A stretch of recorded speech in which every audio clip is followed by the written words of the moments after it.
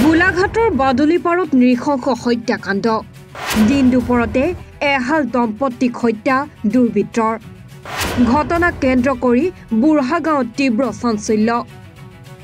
দেৰগাঁও আৰক্ষী থানাৰ অন্তৰ্গত বাদুলিপাৰৰ বুঢ়াগাঁৱত সংঘটিত হৈছে এক নৃশংস হত্যাকাণ্ডৰ ঘটনা উল্লেখ্য যে আজি দিনৰ প্ৰায় 10 মান বজাত বাৰীত পানপাৰি থকাৰ অৱস্থাতে হুনেশ্বৰ গগৈ নামৰ লোকজনক কোনো দুৰ্বৃত্তই চোকা অস্ত্ৰৰে আক্ৰমণ কৰে ইয়াৰ বিপৰীতে তেওঁৰ পত্নী দেৱী গগৈ ঘৰৰ ভিতৰতে আক্ৰমণ কৰে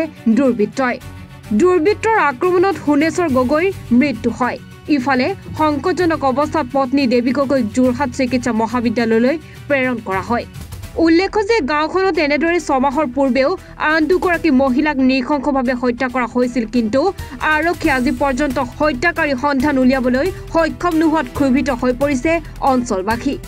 ইয়াৰ পিছতে আজি পুনৰ এনে এক ভয়ংকৰ হত্যাকাণ্ড সংঘটিত হোৱাত ঘটনাক কেন্দ্ৰ কৰি বুঢ়াগাঁৱত চেপা উত্তেজনাই বিৰাজ কৰিছে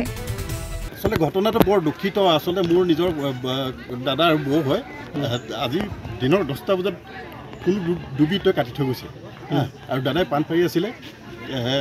আমি আসলে কেইবাটা ঘটনা ইয়াতে ঘটি গৈছে 4টাকৈ ঘটনা ঘটি গ'ল আজি এবছৰ আগত ঘটি গৈছে আজি এমাহৰ আগত ঘটি গৈছে আজি পুলিচ প্ৰশাসনক জনোৱাৰ পিছত পুলিচ প্ৰশাসনে একো আজি এমাহৰ আগত যিটো ঘটনা ঘটিলে সেই ঘটনাটোৰ ওপৰত একো তদন্ত দিব নোৱাৰিলে আৰু আজি পুনৰ কাটি থৈ গৈছে মানে কেনে কি কাটিছে বহুত বেয়াকৈ কাটিছে মানে মাৰিছে তো আজি আমি অতিকে দুখিত মানে আৰু মানে আসলে পুলিচ প্ৰশাসন একেবাৰে আমি মানে মানি ল'ব নোৱাৰোঁ তাৰমানে আজিৰ ডেটত দেৰগাঁও থানাক আমি কোনো কাৰণত মানি ল'ব নোৱাৰোঁ যিহেতু আজি এমাহৰ আগত যিটো ঘটনা ঘটি গ'ল সেই ঘটনাটো আজিলৈকে তদন্ত নকৰিলে আজি ঘটনাটো কি ঘটিছে তাকো কোনো এজন ব্যক্তি খুদপুছ নকৰিলে অথচ আমি দেখোঁ বিভিন্ন সময়ত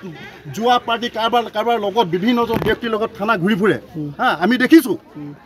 সেইকাৰণে আমি তীব্ৰ গৰিহণা দিছোঁ আৰু আমাৰ চৰকাৰৰ ওপৰত এটা বিশ্বাস আছে আৰু SP মহোদয়ক আমি ইতিমধ্যে